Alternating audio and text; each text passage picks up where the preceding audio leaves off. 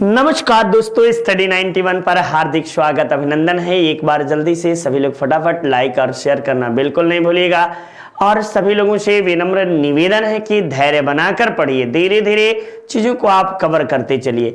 आज हम जिन टॉपिक पे बात कर रहे हैं वो भारत के भौगोलिक स्थिति है। भारत के भौगोलिक स्थिति के अंतर्गत हम परिचर्चा करेंगे भारत के क्षेत्रफल का, भारत के विस्तार का, भारत का विश्व में कैमा स्थान है, भारत से कौन कौन सी रेखाएं होकर गुजरते हैं, भारत का पूर्वी बिंदु, पश्चिमी बिंदु, दक्षिणी और आपको उत्तरी बिंदु कौन से हैं। तो इन्हीं सारी बातों पर परिचर्चा करेंगे। भारत का नामकरण, आकार, स्थिति, विस्तार, अक्षांशीय और देशांतीय विस्तार, भूमध्य सागर, आपको हिंद महासागर की भू राजनीतिक स्थिति, भारत और पड़ोसी देशों के मध्य सीमा विस्तार, भू आकृतिक संरचना पर भौतिक विभाजन के विषय में हम सब परिचर्चा करेंगे। तो ये देखिए, एक आपको डायग्राम भी दिया गया है शानदार तरीके से। एनसीईआरटी की बुक में आप देखोगे तो इसी तरह से बुक का कवर पेज है और ये आप सबके लिए कि चीजों को बेहतर तरीके से समझिए। देखिए, पूरा नीचे इधर अरब सागर है, इधर बंगाल की खाड़ी, नीचे हिंद महासागर स्थित है, ठीक ना। ऊपर में जब जाएंगे तो महान हिमालय है जो कि हमारे देश की रक्षा करता है। पूर्व में आप जाएंगे तो म्यांमार है, आपको बांग्लादेश मिलेगा, ये इधर की क्षेत्र में मिलेंगे। और पश्चिम में आएंगे तो पश्चिम में कुछ भाग पाकिस्तान, कुछ भाग अरब सागर का आपको मिलेगा। तो ये यहाँ पे हम सब परिचर्चा करते हैं। आइए देखते हैं टॉपिक को। और इस तरीके से हम उसके पहले हमारी संस्था की ओर से कुछ महत्वपूर्ण कोर्स संचालित है। सुपर टेट मात्र आपको जो है कितने में है तो 1699 रुपए में सुपर टेट का कोर्स आपको उपलब्ध है। आप इसे परचेज कर सकते हैं और आपके सुनहरे भविष्य में ये काफी सहायक भी सिद्ध होगा। इसके अलावा यूपी पेट की भी बुक आप शानदार तरीके से इसे कोर्स को ले सकते हैं मात्र 900 रुपए में, ठीक ना। यूजीसी रेट ये भी आपको 900 रुपए में उपलब्ध है और एसएससी जीडी ये आपको 699 रुपए में, यानी 700 रुपए में 1 रुपया कम। आप सब शानदार तरीके से इसे परचेज कर सकते हैं और पढ़ सकते हैं, ठीक ना। तो पढ़िए, मन लगा के पढ़िए। ठंडी का मौसम है, कोरोना का भी प्रकोप धीरे धीरे बढ़ रहा है। देखिए हम सब बचा चीजों को करिए और खूब मन लगा के पढ़िए, ठीक। देखिए, ये आपको जो है भारत का नामकरण, तो प्राचीन भारत में आप कभी देखेंगे सत्यनारायण भगवान का कथा सुने हैं तो सत्यनारायण भगवान की कथा में स्टार्ट होता है या विष्णु पुराण में स्टार्ट होता है भारतवर्षे आर्यावर्ते जम्मू द्वीपे, सब भारत का नाम है। देखिए, ये इसका नाम क्या है, आर्यावर्त है, भारतवर्ष है। पर्शियन ने प्रवेश पर उच्चारण के आधार पर इसका नाम आपको जो है हिंदुस्तान रखा गया। बौद्ध और जैन ग्रंथों में इसे जम्मू द्वीप का कर संबोधित किया गया और यूनानियों ने इसे इंडस घाटे यानी सिंधु घाटी सभ्यता को इंडस घाटी कहा। बाद में उसी के नाम पर इंडिया शब्द आपको जो है यूरोपियनों के द्वारा इंडिया शब्द कहकर संबोधित किया गया था। और भारतीय संविधान जो हमारा संविधान है उसमें इंडिया अर्थात भारत या भारत अर्थात इंडिया शब्द का उल्लेख आपको किया गया। तो देखिए, 1 2 3 4 5 ये आपको 5-6 नाम भारत के हैं, ठीक। तो चलिए, हिंदुस्तान तो कुछ लोग कहते हैं हिंद महासागर के ऊपरी भाग के कारण इसे हिंदुस्तान कहकर संबोधित किया गया। नेक्स्ट देखिए, इसकी पूर्व से पश्चिम की लंबाई आपको कितनी है तो पूर्व से आकार के आधार पर पूर्व से पश्चिम, ये आप एक ऐसे कर लो। ये देखो, ये आपको नॉर्थ है, ये साउथ है, ये ईस्ट है और ये वेस्ट है, ठीक। तो ये वेस्ट है। अब देखिए, कुल भारत की यदि भौगोलिक की बात की जाए, ये कुल परिक्षेत्र की बात की जाए तो 32,87,263 32,87,263 आपको जो है वर्ग किलोमीटर आपको भारत का भौगोलिक विस्तार हुआ है।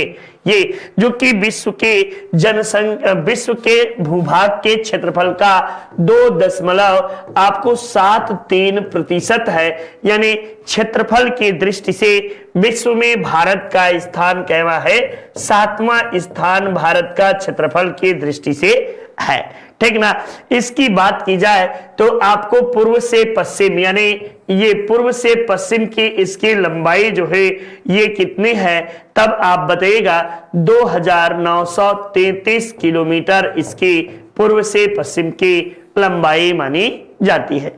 तो आइए हम सब चर्चा करते हैं। देखिए इसकी कुल लंबाई कितनी है, पूर्व से पश्चिम 2933 किलोमीटर है। स्थलीय सीमा की कुल लंबाई कितनी है, तो 15,106.7 किलोमीटर आपको जो है वो इसकी लंबाई है। वही प्रादेशिक सीमा तट से आपको 12 नॉटिकल मील, यानी इसे नॉटिकल मील को समुद्री तट से दूरी को मापते हैं तो ये मील है। 24 समुद्री आपको मील की दूरी को संलग्न क्षेत्र मंडल के नाम से जानते हैं। ठीक है ना, ये बातें आप याद रखिए।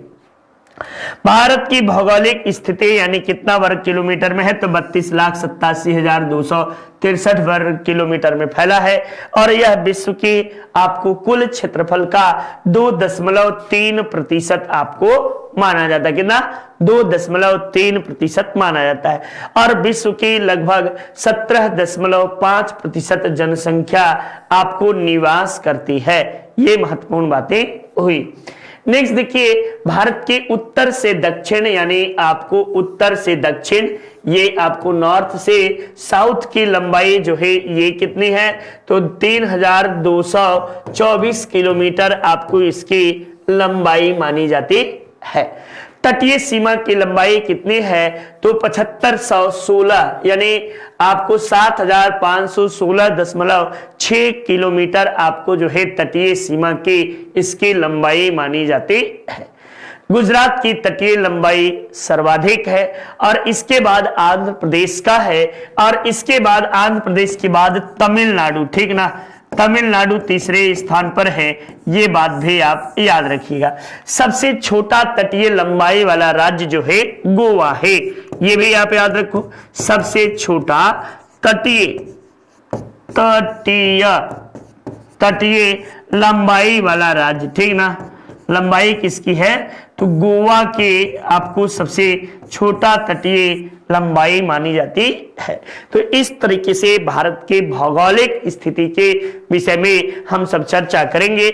उत्तर में आपको क्या है, तो हिमालय पर्वत है, हिमालय इसकी चौहद्दी बोलते हैं। ठीक ना, उत्तर में हिमालय है, दक्षिण में हिंद महासागर है, हिंद महासागर है, और पूर्व में बंगाल की खाड़ी है, बंगाल की खाड़ी, और पश्चिम में आपको अरब सागर है, अरब सागर। ठीक ना, अरब सागर, यानी भारत 3 ओर से समुद्र से घिरा है। कितने ओर से, 3 ओर से समुद्र से घिरा है, और उत्तर की ओर से हिमालय महान हमारे रक्षा करता है। ठीक ना, तो ये बातें आप याद रखिए कि ये आपको जो है हिंद महासागर इसकी यही चौहद्दी मानी जाती है।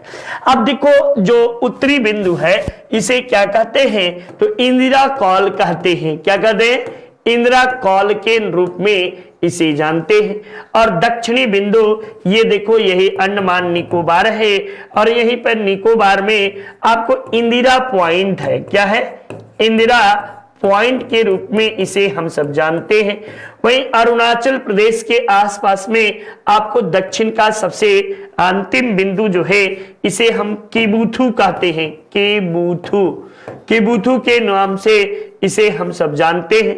और आपको पश्चिम का सबसे अंतिम बिंदु ये पूरब का है, और पश्चिम का सबसे अंतिम बिंदु आपको जो है गौर माता, क्या है, गौर माता के रूप में हम सब जानते हैं, जो गुजरात में है। तो भारत की ये सबसे अंतिम बिंदु के रूप में भी हम सब ने देखा। देखिए भारत का अक्षांशीय और देशांतरीय विस्तार कितना है, तो भारत का अक्षांशीय विस्तार 6 डिग्री 45 मिनट उत्तरी अक्षांश से 37 डिग्री 6 मिनट आपको जो है उत्तरी अक्षांश तक भारत का विस्तार हुआ है। मुख्य भूमि का आपको अंतिम बिंदु जो है ये आपको 8 डिग्री 4 मिनट आपको उत्तरी अक्षांश जो कि कन्याकुमारी तक माना जाता है। देशांतरीय विस्तार यदि देखा जाए तो आपको 68 डिग्री 7 मिनट पूर्वी देशांतर से देशांतर, ठीक ना, देशांतर से 97 डिग्री 25 मिनट पूर्वी देशांतर तक हुआ है। यानी यहीं पे आप नोट लिख सकते हैं अक्षांशीय एवं देशांतरीय विस्तार में अंतर कितना है, तो आपको 30 डिग्री का अंतर मिलेगा, ठीक ना। अक्षांशीय एवं देशांतरीय विस्तार एवं देशांतरीय विस्तार के बीच का अंतर, के बीच अंतर यानी दोनों के बीच अंतर कितना है, तो दोनों के बीच आपको 30 डिग्री का अंतर है, ये याद रखिएगा। 30 डिग्री का दोनों के बीच, यदि आप यहां से जाओगे तो भी आपको 30 दशमलव समथिंग मिलेगा। यदि आप यहां का अंतर देखोगे तो यहां भी आपको 30 डिग्री कुछ आपको मिलेगा। तो ये अंतर आपको देखने को मिलता है। नेक्स्ट देखिए, आकार एवं स्थिति का विस्तार पर हम चर्चा करेंगे। ऐतिहासिक एवं राजनीतिक एकीकरण के विषय में भी हम सब चर्चा परिचर्चा करेंगे। तो भारत जब आजाद हुआ तो आजादी के बाद के भारत के विषय में, आजादी के समय आपको जो थे भारत को कई राज्यों के, 4 राज्यों के बीच विभाजित किया गया था। लेकिन 7वां संविधान संशोधन 1956 के तहत आपको जो है कि भारत के स्थिति 14 राज्य और 6 संघ शासित प्रदेश थे। लेकिन वर्तमान समय में आपको 28 राज्य और 8 केंद्र शासित प्रदेश के रूप में हम सब अध्ययन करेंगे। तो राज्य पुनर्गठन अधिनियम हेतु 29 सितंबर 1953 में राज्य पुनर्गठन आयोग का गठन किया गया। 1 नवंबर 1954 को फ्रांस ने अधिग्रहित बस्ती पांडिचेरी, यानम, चंद्रनगर और कराईकल को भारत सौंपकर वापस चले गए। 29 दिसंबर 1961 ईस्वी को आपको पुर्तगालियों ने गोवा, दमन दीव को भारत देकर वापस चले जाते हैं और 19 दिसंबर 1964 ईस्वी को गोवा को भारत में मिला लिया जाता है। वर्तमान समय में आपको कुल 28 राज्य और 8 केंद्र शासित प्रदेश हैं। भारत हिंद महासागर की केंद्रीय अवस्थिति में आपको रहता है या रखा गया है। केंद्रीय अवस्थिति में भारत और श्रीलंका के बीच जो जल संधि अलग करती है उसका नाम पाक जल संधि है। यानी भारत और श्रीलंका को अलग करने वाली जल संधि को हम पाक जल संधि के नाम से जानते हैं। ये देखिए अपनी हिंदी शानदार तरीके से इसे आप परचेज कर सकते हैं और बहुत ही लाजवाब बुक है। मात्र 299 रुपए में आपको यह बुक उपलब्ध है। कितने में? 299 रुपए में यह बुक उपलब्ध है। आप इसे खरीद सकते हैं और शानदार तरीके से अपनी तैयारी जारी रख सकते हैं। वीडियो की शानदार बुक 199 रुपए में आपको वीडियो की बुक मिल जाएगी और ये आपको एक सुनहरा अवसर है आप सबकी तैयारी करने के लिए। तो आप अपनी तैयारी अनवरत रूप से जारी रखिए और उम्मीद करता हूं कि चीजों को बेहतर तरीके से समझ रहे होंगे। ये पेट कम्बो बुक जो है कि 350 रुपए, पेट की बुक 300 में, आरो यारो हिंदी है ये, ठीक ना। आरो यारो हिंदी की बुक 175 रुपए में मिल जाएगी। लेखपाल 300 रुपए में ये श्रृंखला आपको उपलब्ध है।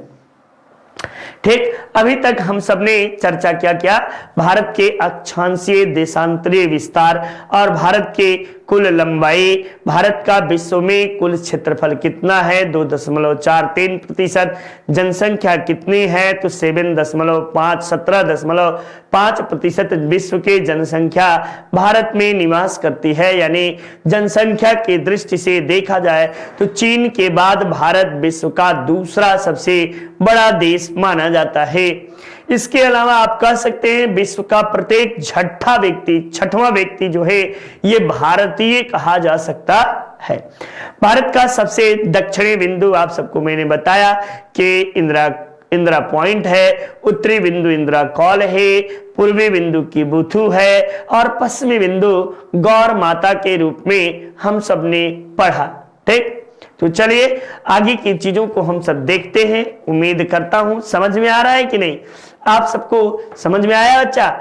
आ रहा होगा, ठीक ना। उम्मीद यही है कि सबको समझ में, सब ज्ञानी हो गए बेटा, सब ज्ञानी हो तुम सब, ठीक ना। यहाँ हम ही लोग मूर्ख हैं जो इतना बक कर रहे हैं, ज्ञानी तो आप सब हो ही, इसमें कोई दो राय नहीं है। भारत की तटीय रेखा कितनी है? तो तटीय रेखा की लंबाई आपको 7516 आपको किलोमीटर भारत के तटीय रेखा की लंबाई है। यदि तटीय रेखा में आपको मुख्य भूमि की लंबाई यानी भारत का उत्तर से दक्षिण समुद्र वाला 12 नॉटिकल 24 नॉटिकल मत शामिल करिए। इसके अलावा यदि बात की जाए तो भारत की कुल लंबाई आपको 5422.6 किलोमीटर भारत का आपको जो है मुख्य भूमि की तटीय लंबाई माना जाता है। यह पूर्व में पश्चिम बंगाल की खाड़ी और पश्चिम में अरब सागर से और आपको दक्षिण में हिंद महासागर से घिरा हुआ है। भारत का तटीय विस्तार गुजरात के सूरत से तमिलनाडु के कन्याकुमारी तक आपको जो है माना जाता है। ये आप याद रखिए। इसे 4 वर्गों में बांटा गया है। आपको गुजरात का मैदान या गुजरात का तट जो है ये आपको जो है तटवर्ती मैदान, इसे कच्छ और काठियावाड़ या सौराष्ट्र का तटीय मैदान के रूप में भी हम सब जानते हैं। ये दूसरा कोंकण तट का मैदान है कि दमन से लेकर गोवा तक का विस्तार। यदि भारत के मैपिंग सिस्टम में आओगे तो मैपिंग सिस्टम में आपको यही आपको क्षेत्र मिलेगा। तो ये आपको कोंकण यानी दमन, यहीं पे दमन है और दमन से लेकर ये गोवा तक का ये पूरा क्षेत्र जो है ये, हाँ तो बेटा इसे कोंकण नहीं, इसे क्या कहेंगे, कन्नड़ का मैदान, ठीक ना। कन्नड़ का मैदान या कन्नड़ तटीय मैदान के रूप में हम सब इसे जानते हैं। तीसरा और चौथा मालाबार तट का मैदान। यदि भारत का मैप देखा जाए, यहीं पे मैप को ऐड किया जाए तब आप सब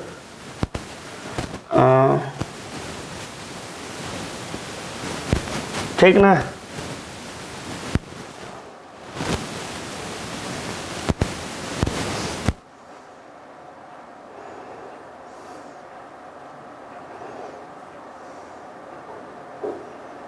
चलिए बताते हैं यहीं पे। ये देखिए, ऐसे देखो, ऐसे ये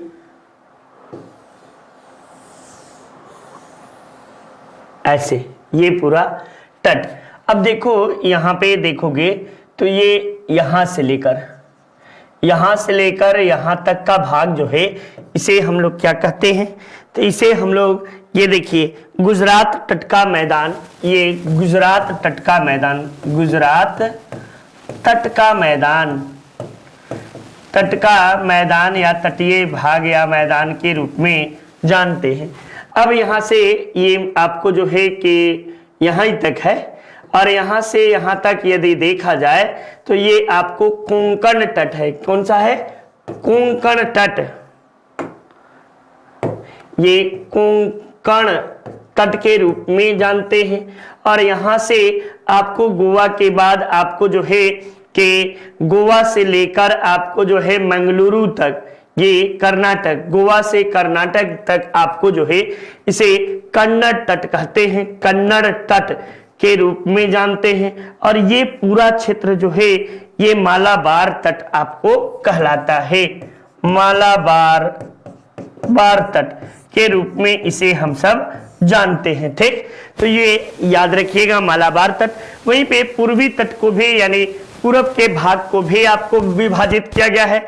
और ये उड़ीसा से लेकर आपको जो है कि आंध्र प्रदेश तक, यहां तक ये पूरा भाग जो है उड़ीसा से आंध्र प्रदेश का भाग, ये उत्कल प्रदेश के रूप में इसे हम सब जानते हैं। वहीं पे आपको यहां से लेकर इधर का भाग, ये इधर वाला, ठीक ना, ये पूरा भाग जो है ये उत्तरी सरकार के रूप में इसे हम सब जानते हैं, ठीक ना, उत्तरी सरकार के रूप में जानते हैं। और फिर आप देखोगे तो ये आप पेन चेंज कर लेना, ये पूरा क्षेत्र जो है ये वाला, ये पूरा क्षेत्र आपको यहां से यहां तक का, इसे हम कोरोमंडल तट के रूप में जानते हैं। कोरोमंडल तट का पूरा विस्तार जो है कृष्णा से लेकर कन्याकुमारी तक आपको हुआ है। तो ये सभी हम प्रदेशों को, भारत के तटीय भागों को दो भागों में विभाजित किया गया है, एक पूर्वी तटीय भाग और दूसरा पश्चिमी तटीय भाग। तो पश्चिमी तटीय भाग को 4 भागों में, ये आपको कितने में है, तो 4 भागों में विभाजित है। पश्चिमी तट को 4 भागों में और पूर्वी तट को 3 भागों में विभाजित किया गया है। तो इस तरीके से आप देखिए, स्वर्ण रेखा नदी से महानदी के बीच उड़ीसा में आपको जो है कि उत्कल प्रदेश है। उत्तरी सरकार कृष्णा नदी से लेकर आंध्र प्रदेश और तमिलनाडु तक इसका विस्तार है। कोरोमंडल तट का कृष्णा से कन्याकुमारी तक, यानी आंध्र प्रदेश से लेकर तमिलनाडु तक का क्षेत्र जो है ये पूरा कोरोमंडल तट के रूप में जानते हैं। अब यहीं पे हम लोग अपने पास के द्वीपों के विषय में देखते हैं। लक्षद्वीप जो है ये मूंगा द्वीप के रूप में जाना जाता है। मूंगा द्वीप का मतलब है इसका निर्माण प्रवालों से हुआ है, प्रवालों से निर्मित यह द्वीप है। प्रवाल कौन है, तो प्रवाल एक समुद्री जीव है जो सिलिंड्रेटा प्रजाति का माना जाता है, ठीक ना। इसका निर्माण CaCO3 यानी कैल्शियम कार्बोनेट से प्रवालों का निर्माण हुआ है। भूमंडलीकरण के कारण, वैश्विक तापमान में वृद्धि के कारण आपको जो है कि ये जीव जो है इनका तेजी से क्षरण हुआ है, ठीक ना। तो याद रखिएगा, ये आपको महासागरों के बीच जो खाइयां होती है, खाइयों को पाटने के रूप में ये जीव जाने जाते हैं। और ये आपको जो है एक द्वीप से दूसरे द्वीप के जोड़ने के लिए पुल के रूप में, ब्रिज के रूप में ये काम करते हैं। लक्षद्वीप की राजधानी कावारत्ती है, जो कि मिनिकॉय द्वीप द्वारा 9 डिग्री चैनल से अलग होती है। 8 डिग्री चैनल जो है ये मिनिकॉय को मालदीव से अलग करती है, ठीक ना। तो ये सारी बातें आप याद रखो। अंद्रोथ द्वीप लक्षद्वीप का सबसे बड़ा द्वीप माना जाता है। अंद्रोथ द्वीप जो है, यहाँ 36 द्वीप हैं, जिनमें 12 प्रवाल तथा कुछ जलमग्न बालू के तट हैं, ठीक ना। ये आप याद रखिए, 36 में से 12 प्रवाल है और कुछ जो है ये है। सबसे बड़ा द्वीप जो है ये मिनिकॉय द्वीप है, ठीक ना। ये मिनिकॉय द्वीप जो है ये सबसे बड़ा द्वीप माना जाता है। 11 डिग्री अक्षांश के सहारे दक्षिणी लक्षद्वीप को 2 भागों में बांटा गया है। उत्तरी भाग अमनदीव और दक्षिणी भाग कुन्नूर में विभाजित है, ठीक ना। ये जो है उत्तरी भाग अमीन द्वीप और दक्षिणी भाग कुन्नूर में विभाजित है। चलिए अंडमान निकोबार के विषय में देखते हैं। यहाँ ये चीज तो बताना ही भूल गए, ये जो है लक्षद्वीप कहाँ स्थित है, तो ये अरब सागर में स्थित है। किसमें, अरब सागर में, आपको जो है सागर में स्थित है। बार बार परीक्षा में आपसे पूछा जाता है ये कहाँ स्थित है बेटा, तो अरब सागर में लक्षद्वीप आपको स्थित है। भारत का मैप देखोगे तो मैप में आपको यहीं पे लक्षद्वीप मिलेगा, ठीक ना। लक्षद्वीप यहीं पे आपको द्वीप मिलेंगे और ये आपको जो है कि स्थित है। और आप अंडमान निकोबार देखोगे तो यहीं पे अंडमान निकोबार आपको द्वीप के रूप में मिलेगा। आइए हम लोग देखते हैं आगे की चीजों को। ये देखिए अंडमान निकोबार द्वीप, ये आपको लगभग 250 से अधिक द्वीप आपको यहाँ स्थित हैं। ये आपको भारत, ये किसमें है, तो अंडमान निकोबार बंगाल की खाड़ी में स्थित है। कहाँ, बंगाल की खाड़ी में आपको स्थित है। ये टर्सरी युगीन पर्वतों से निर्मित है। ऐसा कहा जाता है कि हिमालय का अंतिम सिरा जो है बेटा, ये आपको इसके निर्माण में बहुत महत्वपूर्ण भूमिका अदा किया है। यह द्वीप आपको समूह मरकत द्वीप एमराल्ड आयरलैंड के नाम से भी जाना जाता है। Very very important line, VVI line आप याद कर लीजिएगा। एमराल्ड द्वीप के रूप में इसे जानते हैं। इसमें कुल 265 द्वीप हैं। ए 205 अंडमान में और A19 जो है ये निकोबार में आपको आते हैं। मुख्य रूप से ये मुख्य द्वीपों की बात की जा रही है, ठीक ना। प्रमुख द्वीप जो है उत्तरी अंडमान, मध्य अंडमान, छोटा अंडमान, कार निकोबार, छोटा निकोबार, बड़ा निकोबार, बारटांग, रूटलैंड, ये सभी जो है मुख्य द्वीप माने जाते हैं। इसका विस्तार म्यांमार स्थित अराकान योमा पर्वत श्रेणी तक माना जाता है। ऐसा कहा जाता है कि हिमालय का जो विस्तार है, हिमालय फिर इस रूप में आपको आया है, ठीक ना। तो ये हिमालय का ही ये अंडमान निकोबार, ये म्यांमार की श्रेणी है। आपको जो है ये म्यांमार, वही आपको अराकान योमा पर्वत का ये आपको भाग यहाँ पे है। ऐसा आपको भूगर्भ वैज्ञानिकों के द्वारा ये अनुमान लगाया गया है कि ये आपको इसी का भाग माना है उन्होंने, ठीक ना। तो ये देखिए आपको जो है ये लैंडफॉल द्वीप सबसे उत्तरी द्वीप माना जाता है। इसकी राजधानी अंडमान निकोबार की राजधानी पोर्ट ब्लेयर है। और पोर्ट ब्लेयर जो है एक और याद रखिए कि ये आपको जो है कि संघ शासित क्षेत्रों में एकमात्र राष्ट्रीय बंदरगाह के रूप में इसे हम सब जानते हैं। ये दक्षिणी अंडमान में स्थित है। यहीं पर आपको जो है सेलुलर जेल, जहां काला पानी की सजा दी जाती थी, काला पानी की सजा, ठीक ना, काला पानी की सजा अंग्रेजों के काल में दी जाती थी। इसी सेलुलर जेल में आपको जो है भारतीय लोगों को, चाहे बीडी सावरकर से लेकर महान स्वतंत्रता संग्राम सेनानियों को काला पानी की सजा यहीं भेजी जाती थी। यह नारकुंडम द्वीप यानी सुषुप्त ज्वालामुखी और बैरन द्वीप नामक दो ज्वालामुखी भी हैं, ठीक ना। बैरन द्वीप जो है सक्रिय ज्वालामुखी है और नारकुंडम सुषुप्त ज्वालामुखी है। भारत में दो ज्वालामुखी के एग्जाम्पल मिलते हैं और दोनों ज्वालामुखी अंडमान निकोबार में स्थित है। यहाँ की सर्वोच्च ऊंची चोटी सैंडल पीक है। ये यानी अंडमान निकोबार की सबसे ऊंची चोटी सैंडल पीक है और सैंडल पीक ही भारत का सबसे छोटा जैव अभयारण्य देखेंगे तो ये भी आपको सबसे छोटा सैंडल पीक ही है। इंदिरा पॉइंट आपको ग्रेट निकोबार के दक्षिणी बिंदु है, ये आप याद रखिएगा। ग्रेट अंडमान निकोबार और लिटिल अंडमान के बीच दक्कन पैसेज, दक्कन रास्ता जो है यही मौजूद है। 10 डिग्री चैनल अंडमान को निकोबार से अलग करता है। वीवीआई लाइन इंपॉर्टेंट लाइन, ये नोट कर लेना, ठीक। तो ये इंडिविजुअल नितिन सर के हिंदी शानदार तरीके से नितिन सर के द्वारा पढ़ाया गया है। आप इसे परचेज कर सकते हैं और खूब मन लगा के पढ़िए बेटा। मात्र 999 रुपए में आपको नितिन सर के क्लास उपलब्ध है। आपके सुनहरे भविष्य में उनका बहुत बड़ा योगदान है। हिंदी के बादशाह कहे जाते हैं, ये बात भी आप सबको पता ही होगा, ठीक है ना। तो जबरदस्त तरीके से अपनी तैयारी जारी रखें। नेक्स्ट देखिए आपको जो है कि पश्चिमी तट पर स्थित प्रमुख द्वीप की चर्चा कर रहे हैं। तो ये काठियावाड़ तट पर स्थित जो है यानी गुजरात में पीराम और भैसला द्वीप, ठीक ना। कच्छ के तट पर आपको दीव, बेंदा, नोरा, कांडूभारी द्वीप, नर्मदा पर ताप्ती द्वीप पर, ताप्ती नदी पर, ठीक ना, खड़ियावाला और आलियावेट, ठीक ना। खड़ियावेट आपको जो है ताप्ती नदी पर, नर्मदा एवं ताप्ती नदी पर खड़ियावेट और आलियावेट। मुंबई तट पर बूचर, एलिफेंटा और सालसेट द्वीप। ये सालसेट द्वीप की एक विशेषता भी बता देता हूं, दुनिया की सर्वाधिक आबादी वाला द्वीप, ठीक ना। दुनिया की सर्वाधिक सघन आबादी वाला द्वीप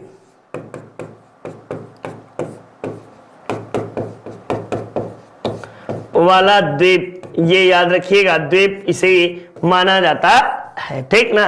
ये आपको जो है मैंगलोर पर भटकल, पिटकॉक, कोची में वायरपीन, ये सभी प्रमुख आपको जो है द्वीप है। गंगा डेल्टा में भी आपको न्यूमूर सागर, गंगा सागर द्वीप, ये सभी आपको जो है ये आपको यहीं मिलेंगे। और इसके अलावा पूर्वी तट पर स्थित प्रमुख द्वीपों में मन्नार की खाड़ी में स्थित पम्बन द्वीप, क्रोकोडायल द्वीप, आपको पुलिकट झील पर स्थित श्री हरिकोटा झील, और श्री हरिकोटा आपको जो है चिल्का झील पर स्थित है, ये बात भी आपको स्थित पता होना चाहिए। महानदी ये ब्राह्मणी के मुहाने पर सार्ट और व्हीलर द्वीप, जिसे आप वर्तमान में अबुल कलाम द्वीप नाम परिवर्तित करके कर दिया गया है। तो इस तरीके से भारत का अक्षांशीय और देशांतरीय विस्तार में हम लोग चर्चा कर रहे थे कि साढ़े कर्क रेखा जो है ये भारत के 23.5 डिग्री उत्तरी अक्षांश से होकर गुजरती है। यानी भारत के बीचों बीच ऐसे आप मैप करोगे तो ये आप देखोगे तो भारत के बीचों बीच ये आपको गुजरती है, ये आपको लाइन है। ठीक, तो ये आपको जो है कि भारत के कुल 8 राज्यों से होकर गुजरती है बेटा। और इसका एक ट्रिक है, शायद आप सबको भी याद होगा, मित्रों पर गमछा झार, मित्रों पर गमछा झार, ठीक ना, गमछा झार, गमछा झार, यही आपको जो है ये आपको याद होगा। इससे मिजोरम है, मिजोरम, मिजोरम के बाद त्रिपुरा, त्रिपुरा, पश्चिम बंगाल, ये आपको राजस्थान, गुजरात, मध्य प्रदेश, एमपी, छत्तीसगढ़ और झारखंड, ठीक ना। तो ये झारखंड ये कुल 8 राज्यों से होकर आपको जो है गुजरता है। 1 2 3 4 5 6 7 8, ये 8 राज्यों से होकर गुजरता है, ठीक ना। तो ये यदि राज्यवार देखा जाए तो पहले गुजरात, राजस्थान, मध्य प्रदेश, छत्तीसगढ़, उत्तराखंड, पश्चिम बंगाल, त्रिपुरा और मिजोरम, इन सभी राज्यों से आपको जो है भारत कर्क रेखा बीचों बीच गुजरता है। साथ ही साथ भारत जो है उत्तरी गोलार्ध में स्थित है। भारत जो है ये याद रखिएगा, भारत उत्तरी गोलार्ध में स्थित है, उत्तरी गोलार्ध में स्थित है। ये बात भी आप सब याद करते चलिए, देखते चलिए।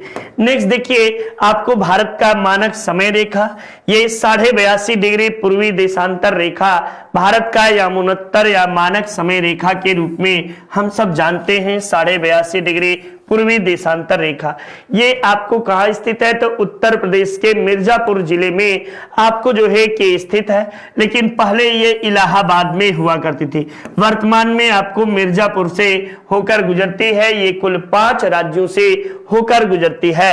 ये उत्तर प्रदेश, ठीक ना, ये आपको जो है उत्तर प्रदेश, यूपी, ऐसे यूपी, एमपी, छत्तीसगढ़, उड़ीसा, आंध्र प्रदेश, यही कुल 5 राज्यों से होकर आपको गुजरती है। भारतीय मानक समय जो है ये इंडियन स्टैंडर्ड टाइम जो है ग्रीनविच मीन टाइम से 5.5 घंटा आपको आगे है। ठीक, ये बात भी आप याद रखिए, 5.5 घंटा आगे है ग्रीनविच मीन टाइम से। देखिए, भारत की सीमाएं और एकीकरण के विषय में हम सब बातें करते हैं।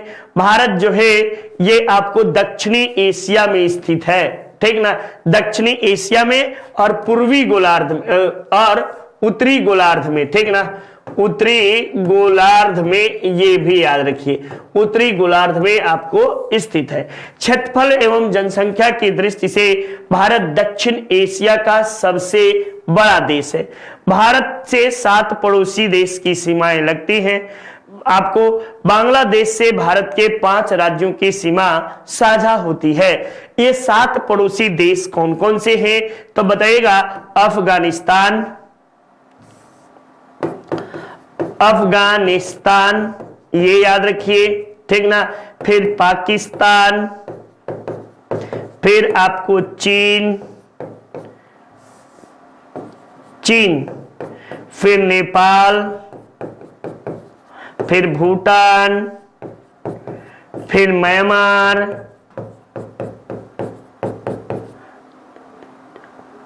और ये आपको म्यांमार के बाद बांग्लादेश, बांग्लादेश, ये 7 देशों से भारत की स्थलीय सीमा आपको जुड़ती है, स्थलीय सीमा, ठीक ना, स्थलीय सीमा ये 7 देशों के साथ जुड़ती है। जबकि 2 देश ऐसे हैं जिनसे जलीय सीमा जुड़ती है, जलीय सीमा 2 देशों के साथ आपको लगती है। ये जलीय सीमा किन देशों के साथ लगती है? तो एक श्रीलंका है और दूसरा मालदीव है, ठीक ना, मालदीव, मालदीव। यानी कुल भारत के यदि देखा जाए तो आपको 7+2 यानी 7+2 ये 9 देशों के साथ भारत की सीमा जो है वो साझा होती है, ये 9 देशों के साथ, ठीक ना। तो ये बातें भी याद रखिए। आपको महत्वपूर्ण बिंदु में याद रखिएगा कि भारत के कुल 17 पड़ोसी राज्य जो हैं, भारत के 17 राज्य जो हैं पड़ोसी देशों के स्थलीय सीमा को स्पर्श करते हैं। रेड क्लिफ रेखा भारत और पाकिस्तान के बीच है और भारत और बांग्लादेश के बीच भी आपको रेड क्लिफ रेखा खींची गई है। मैकमोहन रेखा भारत और चीन के बीच है। डूरंड रेखा भारत अफगानिस्तान के सीमा को स्पर्श करती है। बांग्लादेश जो है सर्वाधिक सीमा साझा किसके साथ होता है? सर्वाधिक सीमा साझा करता है, ठीक ना, साझा करता है ये बांग्लादेश, ठीक करता है। और आपको अफगानिस्तान सबसे कम सीमा साझा करता है, सीमा साझा करता है कौन? तो ये याद रखिएगा, सबसे कम अफगानिस्तान के साथ भारत का सीमा साझा होता है। ये नितिन सर के हैंड रिटेन नोट्स हैं, शानदार तरीके से लिखे गए हैं। ये वही नोट्स हैं जो नितिन सर ने यूट्यूब पे आप सबको पढ़ाया है, तो आप इसे जरूर से परचेज करिए और आप सब इसे जरूर पढ़िए। आशा उम्मीद करता हूं कि चीजें आप सबको समझ में आ रही होंगी, ठीक ना। नेक्स्ट देखो, कुछ स्मरणीय तथ्य आप सबको बता देते हैं। भारत और त्रिपुरा जो है दुनिया की सबसे कम दूरी की राजधानी, 2 देशों के बीच के या जिलों की राजधानी आपको मिलती है। त्रिपुरा की राजधानी अगरतला और बांग्लादेश की राजधानी ढाका के बीच मात्र 50 किलोमीटर की दूरी पर है। और बांग्लादेश और त्रिपुरा की सीमा को शून्य रेखा के उपनाम से जाना जाता है। क्या कहते हैं? शून्य रेखा के उपनाम से जानते हैं।